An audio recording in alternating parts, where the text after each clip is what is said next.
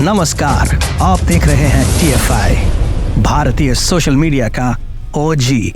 उद्योगपति रतन टाटा के जीवन में एक ऐसा समय भी आया था जब वह अपनी ड्रीम कंपनी को बेचने वाले थे, लेकिन जब बात नहीं बनी तो उन्होंने उस कंपनी में और निवेश किया और आज ये कंपनी टाटा ग्रुप के लिए किस्मत के दरवाजे खोल रही है। मंगलवार को इस कंपनी ने शेयर बाजार में झंडे गाड़े और ये मार्केट की बिग बुल बन गई।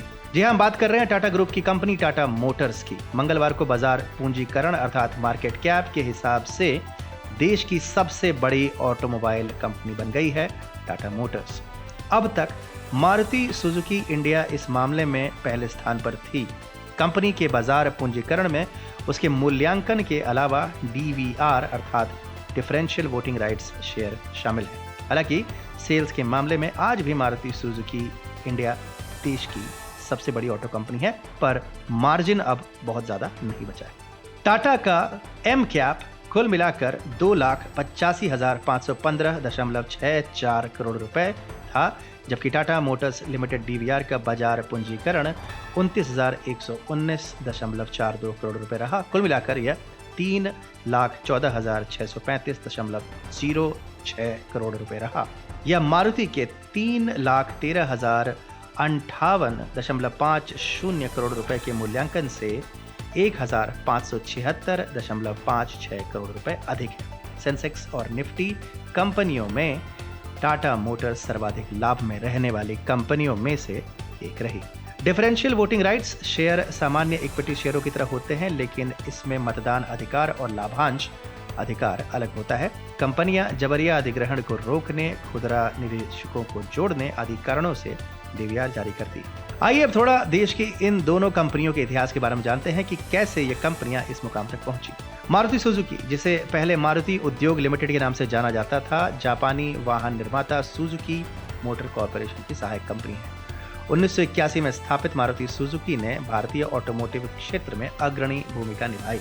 कंपनी का गठन भारत सरकार और सुजुकी के बीच एक संयुक्त उद्यम के रूप में किया गया था, जिसका प्राथमिक लक्ष्य भारतीय बाजार के लिए किफायती और ईंधन कुशल वाहन बनाना था। भारतीय बाजार में मारुति सुजुकी की यात्रा प्रतिष्ठित मारुति 800 से शुरू हुई, जिसे 1983 में लॉन्च किया गया था। यह कॉम्पैक्ट और किफायती कार जल्दी ही मध्यम वर्ग की आकांक्षाओं और जरूरतों का प्रतीक बन गई। कंपनी को 1990 के दशक की शुरुआत तक भारतीय ऑटोमोबाइल बाजार में एकाधिकार प्राप्त था, जिसका मुख्य कारण था सीमित प्रतिस्पर्धा और इसके छोटे और किफायती मॉडलों की लोकप्रियता।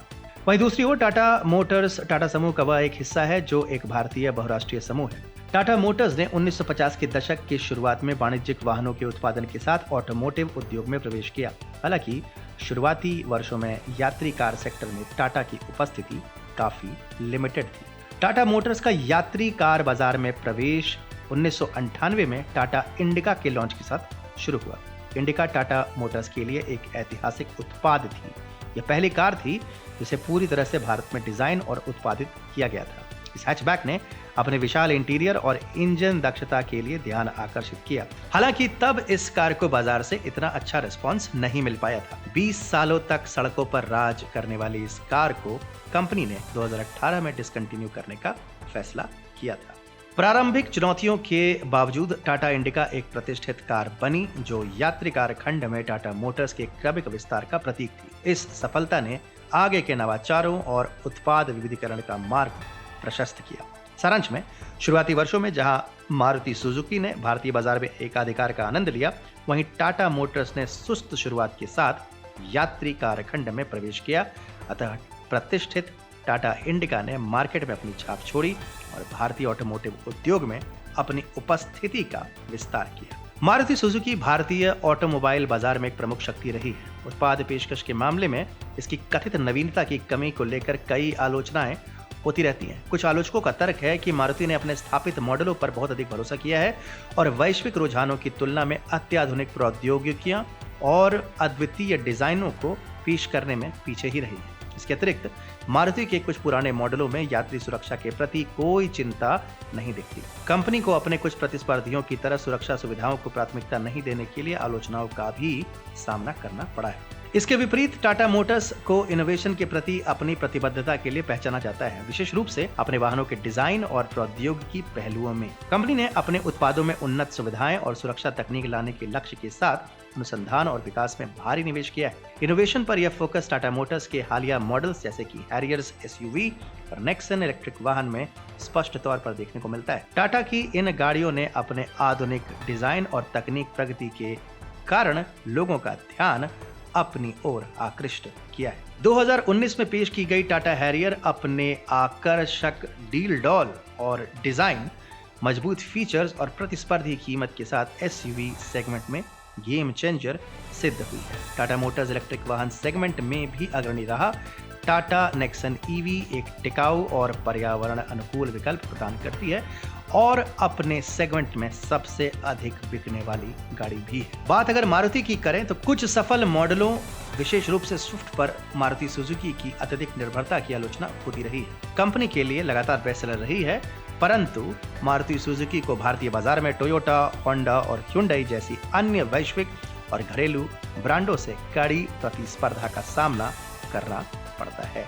ये प्रतिस्पर्धी अक्सर नए मॉडल, नवीन सुविधाएं और उन्नत प्रौद्योगिकियां पेश करते रहते हैं, जिससे मारुति के लिए अपनी मार्केट में हिस्सेदारी बनाए रखने और तेजी से विकसित हो रहे ऑटोमोटिव सेक्टर में आगे रहने के लिए चुनौतियां पैदा हो रही। हालांकि मारुति सुजुकी ने भारतीय बाजार पर अपना दबदबा बना रखा है, लेकिन इनोवेशन और सुरक्षा को लेकर कंपनी की आलोचनाएं जारी है। वहीं इनोवेशन, सुरक्षा और गेम चेंजिंग मॉडल की शुरुआत पर टाटा मोटर्स का रणनीतिक फोकस इसे एक मजबूत प्रतियोगी के रूप में स्थापित करता है। भारतीय ऑटोमोटिव बाजार की गतिशील प्रकृति दोनों कंपनियों को चुनौती दे रही है, क्योंकि वे उपभोक्ताओं की बदलती प्राथमिकताओं और उद्योग के रुझानों को पूरा करने का प्रयास कर रहे हैं।